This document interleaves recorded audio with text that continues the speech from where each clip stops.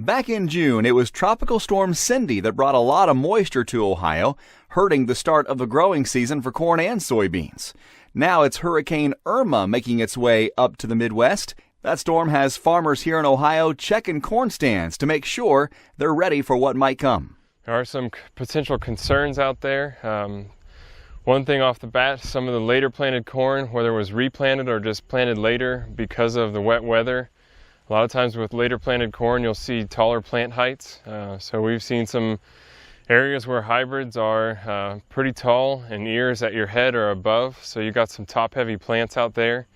That's a concern. If we get some high winds, that we could see some lodging just because of taller plants with higher ear placement. Another thing that we want to keep in mind is we've had a lot of wet weather. We know there's some nitrogen loss out there, and we know that as a result of nitrogen loss, we've seen some cannibalization of the stalks as the corn tries to fill out an ear.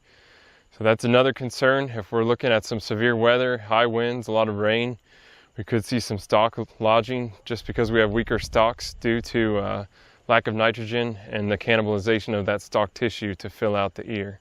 Some things we're seeing in soybean fields are some diseases starting to show up.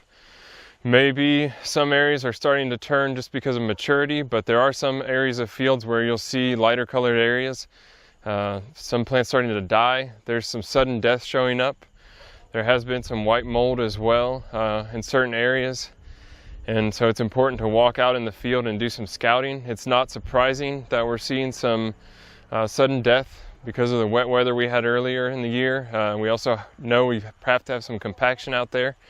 And where we've had some wet soils early and we got some fields with soil compaction, there's a good chance of sudden death showing up. So that's actually a good thing to scout for. You can tell where there's some compaction in fields that may need to be relieved this fall. Maybe something you need to handle later on after harvest, or choose a variety next year that has better resistance to sudden death. I think as you look at the different range of maturity of soybeans that are planted across the state, one thing that's going to come into play is the rain, the weather we got here towards the fall.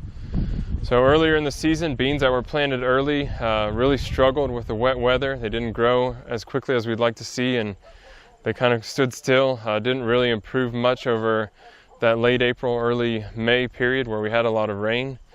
One thing that's going to come into play here is what kind of rains do we get later in the season. It was fairly dry August in certain areas, so that's going to have an impact on beans that start to mature early. These beans that are still green, that haven't started to mature, if they can take advantage of some late rains, we'll probably see an improved yield potential with those. For the Ohio AgNet, I'm Higgins reporting.